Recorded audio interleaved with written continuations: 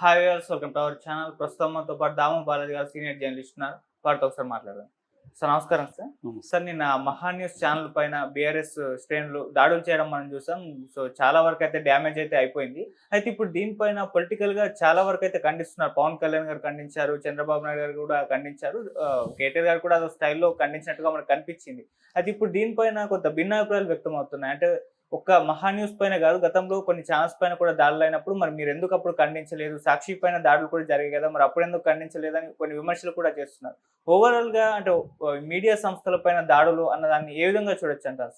యాక్చువల్గా ఇక్కడ రెండు రకాల అంటే ముందు ఏం జరిగిందో చెప్పుకొని మళ్ళీ చెప్పుకుందాం. సో నిన్న ఏం జరిగిందంటే మహా న్యూస్ ఛానల్ కేటీఆర్ మీద కేసీఆర్ మీద కొన్ని కథనాలను ప్రచురించింది. అదేంటంటే ఫోన్ ట్యాపింగ్లు అనేక విషయాలు తెలిసాయి. కేటీఆర్ డైరెక్ట్గా హీరోయిన్ అని బెదిరించాడు.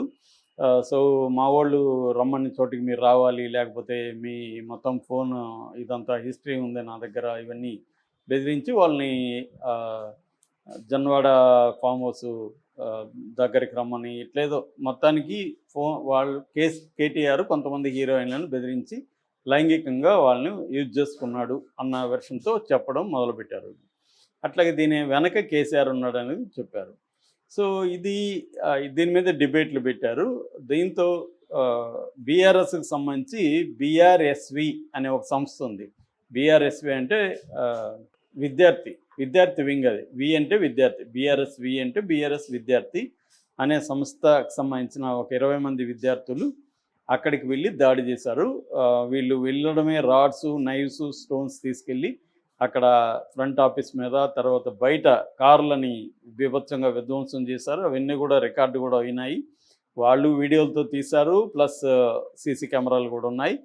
తర్వాత ఆఫీసు లోపలికి వెళ్ళి కూడా బద్దలు కొట్టారు, వాళ్ళని బెదిరించారు. కొంతమంది ఆఫీసులో అక్కడ బయట పనిచేసే వాళ్ళు ఇద్దరు గాయపడ్డారు, కొంతమంది జర్నలిస్టులు కూడా గాయపడ్డారు. సో మొత్తానికి ఒక బీభత్సమైన వాతావరణాన్ని, భయానక వాతావరణాన్ని అక్కడ క్రియేట్ చేసి వీళ్ళు వచ్చారు. సో దీని మీద ఆల్రెడీ ఆయన ఎవరు మహావంశీ అంటారు ఆయన్ని, ఆయన దాని ఓనర్ మరి ఎవరు తెలీదు, మొత్తానికి దాని ఇన్ఛార్జి ఆయన చాలా తీవ్రంగా మాట్లాడారు, ఖండించారు. అట్లాగే దీనికి సంబంధించి ఇటు చంద్రబాబు ఖండించాడు. నాకు తెలిసి ఫస్ట్ పవన్ కళ్యాణ్ ఖండించినట్టున్నాడు స్పీడ్గా. జనసేన తరపున ప్రకటన నేను ఫస్ట్ అయితే ఆయనదే చూశాను. దాని తర్వాత పవన్ కళ్యాణ్, చంద్రబాబు, లోకేష్, తర్వాత ఇక్కడ రేవంత్ రెడ్డి, బట్టి విక్రమార్క అయితే డైరెక్ట్గా ఛానల్కే వెళ్ళిపోయాడు. చాలామంది కాంగ్రెస్ పొలిటీషియన్స్కి వెళ్ళారు. తర్వాత బీజేపీ నుంచి కూడా బండి సంజయ్ లాంటి వాళ్ళు దీన్ని ఖండించారు.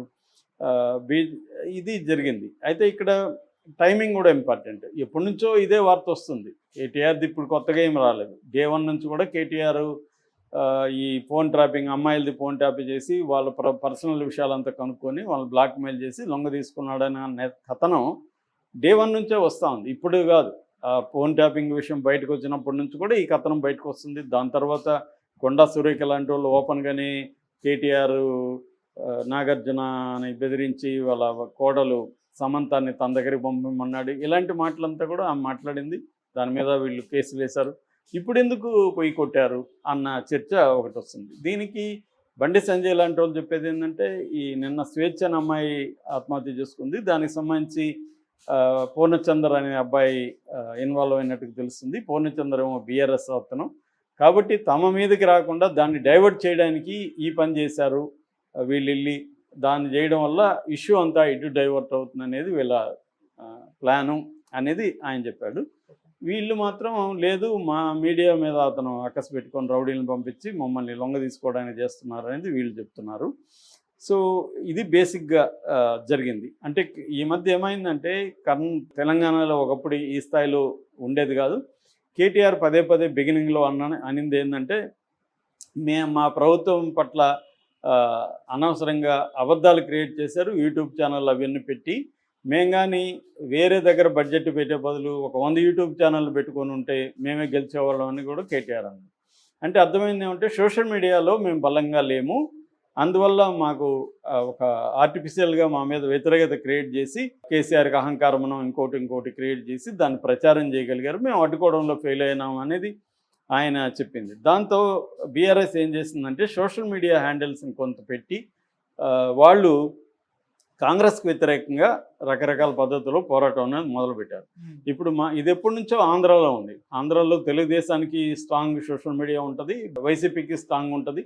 వాళ్ళిద్దరు ఒకరి మీద ఒకరు పర్సనల్గా అటాక్స్ చేసుకుంటారు, అబద్ధాలు ప్రచారాలు చేస్తారు, ఇవన్నీ జరుగుతుంది.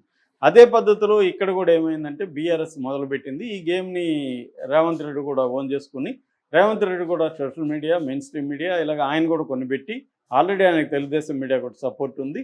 ఆయన కూడా వీళ్ళ మీద రకరకాల పద్ధతుల్లో కాంగ్రెస్ మీడియా కూడా ప్రచారం చేయడం మొదలుపెట్టింది. ఇదంతా కూడా ఒకటి వైరల్ అవుతుంది. అది ఒక హీరోయిన్ చెప్పినట్టుగా తనని ఎలాగా కేటీఆర్ నాశనం చేశాడో ఆమె చెప్పినట్టుగా ఒకటి, నిజానికి ఆమె చెప్పినట్టుగా ఎక్కడ మనకి పబ్లిక్లో లేదు. వీళ్ళు క్రియేట్ చేసి దాన్ని ఒక న్యూస్లో వచ్చినట్టు వీళ్ళు చేస్తున్నారు. అట్లాగే రేవంత్ రెడ్డి ఎక్కడో ఒక పెద్ద కాంప్లెక్స్కి, అపార్ట్మెంట్ కాంప్లెక్స్కి వెళ్తే అక్కడ మారువేషంలో బైక్లో అక్కడ వాళ్ళు ఆపారు. లోపల హీరోయిన్ ఫోన్ చేసి ఆయన్ని లోపలికి రమ్మని చెప్పింది. ఇది ఒక కథనం వీళ్ళు క్రియేట్ చేశారు. అంటే అబద్ధాలని క్రియేట్ చేసి వ్యక్తుల ప్రతిష్టను దిగజార్చడం అనేది ఆల్రెడీ ఆంధ్రాలో ఎప్పటి నుంచో జరుగుతుంటే, తెలంగాణలో దాన్ని ఈ మధ్య కాలంలో అసలే లేదని కాదు కానీ దాన్ని ఒక ఆర్గనైజ్డ్గా ప్లాన్డ్గా చేయడం అనేది ఇరు వర్గాలు చేస్తున్నాయి. ఇటు బీఆర్ఎస్ కాంగ్రెస్ ఇద్దరు కూడా చేస్తున్నారనమాట. ఈ నేపథ్యంలో ఏమైందంటే ఈ ఫోన్ ట్యాపింగ్ని ఉపయోగించుకుని రేవంత్ రెడ్డి ప్రభుత్వం వీళ్ళని బదనాం చేయాలి. నిజానికి ఫోన్ ట్యాపింగ్లో ఇవన్నీ తెలుసుంటే వీళ్ళు బయట పెట్టకూడదు కదా. వాళ్ళు గవర్నమెంట్ బయట పెట్టకపోతే అసలు ఈ విషయాలు బయటకు ఎట్లా వచ్చాయి? వీళ్ళు చేయాల్సింది ఏంటి? కోర్టులో సాక్ష్యాలు పెట్టి శిక్ష వేయాలి. అది చేయట్లేదు. ఈ మధ్య ఏం జరుగుతుందంటే కోర్టు కేసులు అనేది ఊరికే ఎందుకు పెడుతున్నారంటే ఆ కేసుల్లో ఏం తేలాయని చెప్పి పొలిటికల్గా వీళ్ళని బదనాం చేయడానికి తప్ప నిజానికి కోర్టులో శిక్షలు వేయించాలనే ఉద్దేశం వాళ్ళకి లేదు. అది కాదు అసలు ఉద్దేశం. లీగల్గా లాని కోర్టుల్ని వీళ్ళు ఎట్లా ఉపయోగించుకుంటున్నారంటే పొలిటికల్ గెయిన్స్ కోసం కేసులు పెట్టడం, ప్రజల్లో వీళ్ళు నేరం చేసినట్టుగా క్రియేట్ చేయడం అనేది ఇక్కడైనా అక్కడైనా జరుగుతున్నది. అది ఎప్పటి నుంచో జరుగుతుంది. బీజేపీ ఆర్గనైజ్డ్గా చేస్తుంది. ఏ పార్టీలు వాళ్ళకున్న మీడియా మీద పట్టు, ఆర్గనైజేషన్ క్యాపబిలిటీసు దీన్ని బేస్ చేసుకొని అన్ని పార్టీలు కూడా ఇవాళ అదే పని చేస్తున్నాయి. సో దాంతో వీళ్ళు వైలెన్స్ జోలికి వెళ్ళినట్టుగా తెలుస్తుంది. దీన్ని కేటీఆర్ ఖండించలేదు కానీ మా వాళ్ళు ఎమోషనల్గా రియాక్ట్ అయ్యారు. ఇది ఇట్లా దుర్మార్గమైన ప్రాపగండా అని ఒక రకంగా సపోర్ట్ చేశారు, ఖండించలేదు. సో రేవంత్ రెడ్డి ప్రభుత్వం మాత్రం సీరియస్గా వీళ్ళని అరెస్ట్ చేస్తాం అది ఇది అంటుంది. అది ఏం జరుగుతుందో తెలియదు. ఎందుకంటే అల్లు అర్జున్ మీద దాడి జరిగినప్పుడు ఎవరినైనా అరెస్ట్ చేశారా వీళ్ళు? అప్పుడు కూడా ఇలాగే పోయి దాడి చేశారు కదా అల్లు అర్జున్ మీద. మరి అప్పుడు ప్రభుత్వం పంపించింది కదా, ఒకసారి నీవు నేర్పిన విద్య నేరజాక్షి అని ఉన్నట్టుగా. సో వాళ్ళు చేసేది రైట్ అయినప్పుడు ఇది కూడా రైటే కదా. రేవంత్ రెడ్డి మరి ప్రభుత్వం కావచ్చు, కాంగ్రెస్ కావచ్చు, కొంతమంది వాళ్ళని పంపించలేదా? అట్లాగే అల్లు అర్జున్ తప్పు చేశాడో లేదో కోర్టులో ప్రూవ్ చేయకుండా బయట అతన్ని దోషిగా నిలబెట్టడానికి కాంగ్రెస్ ప్రభుత్వం కావచ్చు, కాంగ్రెస్కి సంబంధించిన వాళ్ళు ట్రై చేయలేదా? అదేవిధంగా ఇప్పుడు వీళ్ళు కూడా ట్రై చేస్తున్నారు. కాబట్టి ఇక్కడ తేడా లేదు, ఎవరి ఇది వాళ్ళది. ఇక మీడియా స్వేచ్ఛ అనేది ఒక కామెడీ పదం అయిపోయింది. మీడియా వేరు, సాధారణ జర్నలిస్టులు వేరు, మీడియా యజమానులు వేరు. ఇవాళ మీడియా యజమానులందరూ కూడా ఏదో ఒక పొలిటికల్ పార్టీతో డైరెక్టో ఇండైరెక్ట్గా సంబంధాలు ఉన్నవాళ్లే. ఇండిపెండెంట్ మీడియా అనేది వెరీ వెరీ వేళ్ల మీద లెక్క పెట్టచ్చు. ఒక్కోసారి ఇండిపెండెంట్ మీడియా లాగా కనబడే వెనక కూడా వేరే శక్తులు ఉండొచ్చు. కాబట్టి ఇవాళ ఇండిపెండెంట్ మీడియా బతకడం కూడా చాలా కష్టం. వాళ్ళని నానా హింసలు పెట్టి, బాధలు పెట్టి, వాళ్ళ మీద రకరకాల కేసులు పెట్టి వాళ్ళని కిల్ చేసేస్తారు. ఏదో ఒక సైడ్ లేకపోతే ఇవాళ బతికేది కష్టం. ఏదో ఒక సైడ్ ఉన్నా కూడా ఆ సైడ్ అధికారంలోకి రాకపోతున్నా కష్టమే. ఎందుకంటే ఇప్పుడు అక్కడ వైఎస్ మీడియా ఎంత డ్యామేజ్ అవుతుందో చూస్తున్నాం, వైఎస్ జగన్ మీడియా. ఇక్కడ అంతే. సో అధికారంలో ఉన్న పార్టీకి అనుకూలంగా ఒక వర్గం మీడియాలో ఉంటే ప్రతిపక్షంగా ఒక వర్గం మీడియాలో ఉంటుంది. ఇది ఇలా చీలిపోయినాక ఇక్కడ మీడియా స్వేచ్ఛ అనే దానికి మీనింగ్లెస్. వీళ్ళు ప్లాన్డ్గానే, ఇప్పుడు అతనికి ఎందుకు ఇంత ప్లాన్డ్గా చేయాల్సిన అవసరం మహా ఛానల్కి ఎందుకు ఉంది అంటే క్లియర్ పొజిషన్ తీసుకున్నారు వాళ్ళు. రేవంత్ రెడ్డి వైపు వాళ్ళు, తెలుగుదేశం ఛానల్ అన్నీ రేవంత్ రెడ్డి వైపు. కాబట్టి బీఆర్ఎస్ని బదనాం చేయాలా. రేవంత్ రెడ్డికి లేదా కాంగ్రెస్ ప్రభుత్వానికి ఉన్న అజెండానే మీడియా అజెండా. అక్కడ కూడా అంతే. తెలుగుదేశం కూటమి అజెండానే కొన్ని రకాల సంస్థల అజెండా, జగన్ అజెండానే కొన్ని రకాల సంస్థల అజెండా. ఇంకెక్కడ ప్రజల కేంద్రంగా పనిచేసే మీడియా అనేది వాళ్ళు లేదు. జర్నలిస్టులు కూడా ఏమైపోయారు, కొంతమంది బతుకు తెరుగు కావచ్చు, కొంతమంది పదవుల కోసం కావచ్చు, ఇలా కొంతమంది కులపిచ్చి కావచ్చు. ఎందుకంటే ఈ మధ్య నేను చూస్తున్నా జర్నలిస్టులు కూడా కుల సంఘాల్లోకి వెళ్ళిపోయారు.